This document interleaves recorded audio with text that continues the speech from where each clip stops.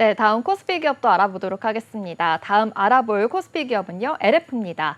이 LF는 우리의 의식주 중에 하나, 의에 해당하는 기업입니다. 라이프 인 퓨처이라는 뜻을 의미하는데요.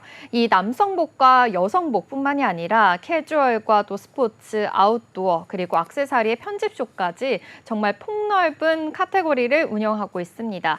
이로써 정말 패션 사업을 이끌고 있다라고도 볼 수 있겠는데요. 잘 알려진 브랜드로는 이 헤지스와 또 닥스, 질 스튜어트와 또 리복 등이 있습니다.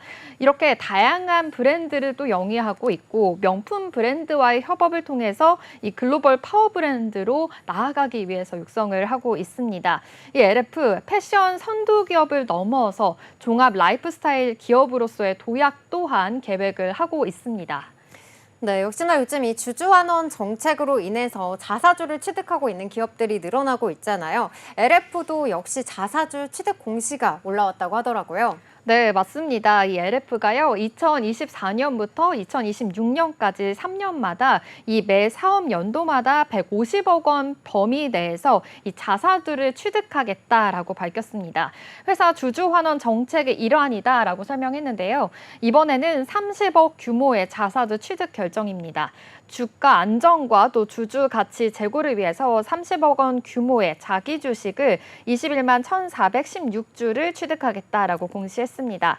취득 방식으로는 유가증권 시장을 통한 장내 매수로 NH투자증권이 위탁 투자 중개업자로 지정이 됐습니다. 그리고 지난 3월에도 50억 원 규모의 자사주를 취득한 적이 있었습니다.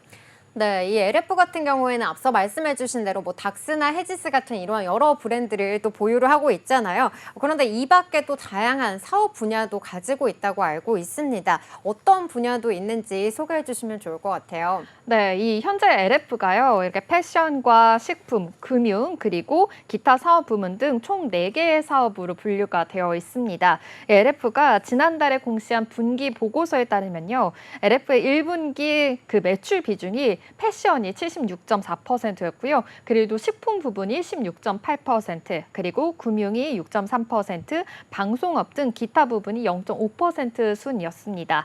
현재 LF 계열사는 40여 개에 달하는데요.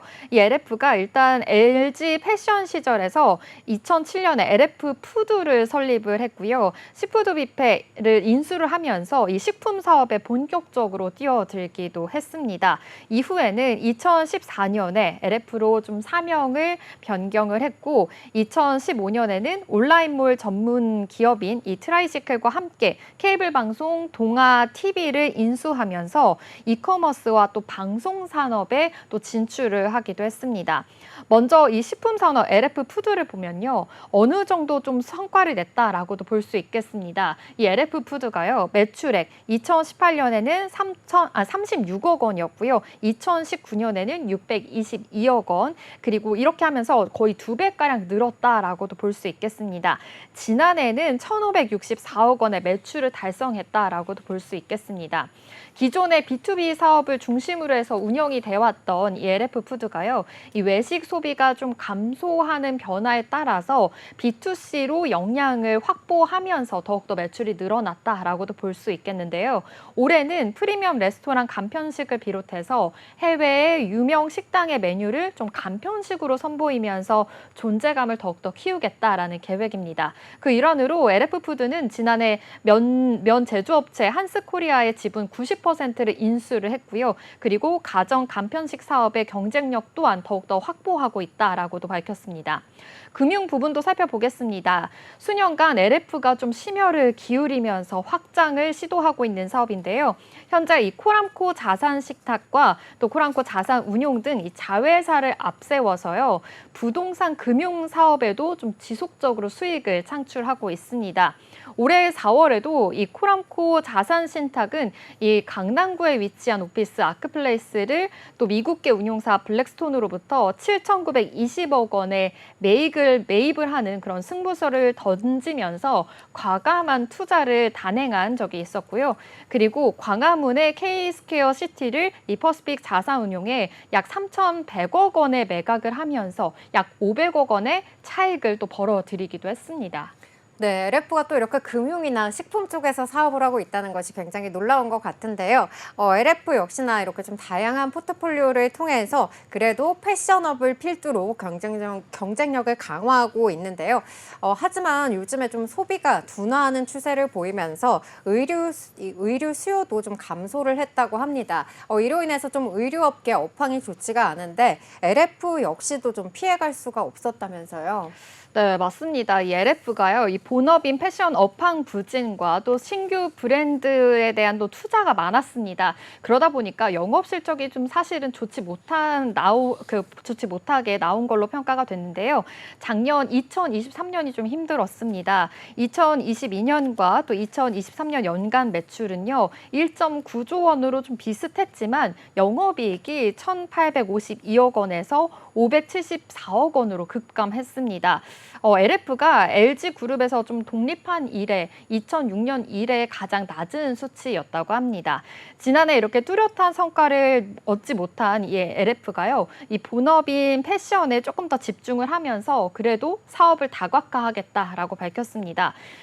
패션 사업뿐만이 아니라 이 자금을 조금 더 선행을 하고 확보가 되어야 부동산 개발 사업으로 또 이어질 수 있기 때문이다라고 밝혔는데요. 이 사업 다각화의 효과는요, 올해 들어서 좀 빛을 발하고 있다고 합니다. 올해 상반기에도 좀 지속적인 심리 축소로 인해서 좀 여파가 있는데도 불구하고 이 전년과 비슷한 매출을 기록하고 있고요. 463억 원의 영업이익을 거두면서 108% 증가하는 흑자 전환을 성공했다라고도 밝혔습니다. 패션 시장에서 수요 감소가 있었는데도 그래도 금융과 식품 부분의 이 매출 확대로 좀 메꾸게 된 건데요. 코랑쿠 운용의 펀드 매각 보수가 또 증가한 덕택이다라고도 볼 수 있겠습니다. 하반기에는 금리 인하에 또 업황 회복까지 이뤄지게 되면 그래도 이렇게 실적 개선이 더욱더 될 수 있다라고도 LF는 밝히고 있습니다. 네, 아무래도 본업인 이 의류업 부분에서는 좀 부진한 흐름을 겪었지만 그래도 금융이나 이 푸드 쪽에서 그래도 실적 개선세가 이루어졌다라는 부분 확인해 볼 수가 있었고요. 그리고 LF가 또 이 M&A 시장에 나온 매물을 눈독 들이고 있다. 이러한 소식이 전해지기도 했었는데요. 차순위인 만큼 또 기회를 기다리고 있는 상황이라면서요. 네, 맞습니다. 지금 LF가요, 매각에 나선 한양증권의 인수 입찰에 참여를 했습니다. 한양학원 산하건설사인 한양산업개발의 그 PF 부실 파동에 과 더불어서 이 한양대병원 경영난으로 인해서 유동성 위기를 겪고 있는 그런 상황인데요. 최근에 한양증권이 부동산 프로젝트 파이낸싱 역량을 키우고 있는 점을 고려하고 또 자회사와의 시너지를 만들어낼 수 있는 기대감으로 인해서 LF가 지금 기회를 엿보고 있는 상황입니다. 현재 KCGI의 뒤를 이어서 차순위 협상 대상자로 선정이 된 상황인데요. 지금 현재 이 KCGI와의 치열한 인수 경쟁을 펼치고 있는 겁니다. 특히나 이 한양증권이 보유하고 있는 여의도 본사와 또 경기도 안산시에 있는 건물을 좀 높게 평가를 하면서 상당히 좀 높은 인수가를 제안했다라는 것으로 알려졌는데요. 이 딜에 참여한 관계자의 말을 따르면요, LF가 아직 LOC를 확보하지 못한 이 KCGI보다 인수 경쟁에서 지금은 자금 증빙까지 마친 상황이다라고도 볼 수 있겠습니다. 이 대주주 적격성 이 심사 역시도 KCGI보다 훨씬 좀 원활하게 통과할 수 있다라는 평가까지 받고 있는데요. 그래도 좀 1순위였던 KCGI가 있기 때문에 지금 이 KCGI가 인수가 만약에 결렬이 된다면 LF와의 인수가 좀 이뤄질 예정이다. 지금 이 상황을 기다리고 있다라는 결과까지 지금 기다리고 있는 상황입니다. 네, 이렇게 M&A로서의 이런 시너지도 좀 기대가 되는 상황이고요. 또 여러 가지 좀 사업을 확장하려는 부분도 함께 확인을 해볼 수가 있었습니다. 그리고 하반기 좀 금리 인하에 더불어서 업황이 회복되면서 조금 그래도 실적이 개선될 것이다. 이러한 부분도 앞서서 살펴봤는데요. 그렇다고 한다면 이 LF 하반기 전략은 또 어떻게 될까요? 네, 맞습니다. 지금 굉장히 또 다양한 브랜드를 가지고 있는 만큼 각 분야마다 하반기 전략들을 세우고 있는데요. 먼저 패션 브랜드를 영위하고 있는 LF이니만큼 이 각 브랜드마다 다양한 전략들이 나왔습니다. 일단 밀레니엄 캐주얼 브랜드 던스트가요. 클래식과 또 실용성을 강조한 2024 가을 컬렉션 리얼 라이프를 런칭했습니다. 이 던스트는 이번 가을 컬렉션을 시작으로 해서 중국 법인을 통한 중국 사업 본격 시작과 또 글로벌 홀세일 규모 확대 등 이 글로벌 비즈니스에 더욱더 가속화될 예정입니다. 그리고 LF가 전개하고 있는 이 글로벌 스포츠 브랜드 리복이요. 앰베서더 이효리와의 함께 또 하면서 더욱더 캠페인을 많이 벌리고 있는데요. 가을 시즌 신규 캠페인을 공개했습니다. 90년대 리복 스타일에서 좀 영감을 받은 블록 디자인과 또 나일론 소재를 조합한 이 자켓 등 간절기, 바람막이 아이템을 구성을 했는데요. 지금 사진에서 보시다시피 이렇게 바람막이의 또 인기 또한 불고 있는 상황이라서 트렌디한 협업으로 인해서 앞으로 좀 계속해서 선보일 예정이다라고 밝혔습니다. 그리고 LF 닥스는요, 미니멀리즘 트렌드에 부합하는 이 런던 수트 컬렉션을 또 출시했습니다. 젊은 소비층을 겨냥한 패턴과 또 슬림한 핏을 적용해서요, 이 런던 라인 등의 수트 아이템으로 이루어져 있는데요.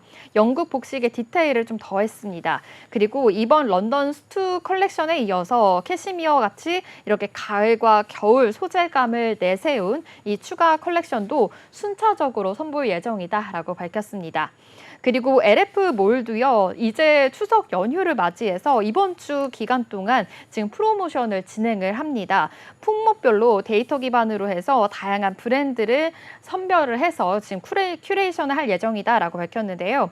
이 명절에 인기 품목과 더불어서 이 가을 신상품을 선보이게 되고요. 이번 프로모션 기간 동안 좀 매출도 좀 상당히 늘어날 것이다라고 기대하고 있습니다.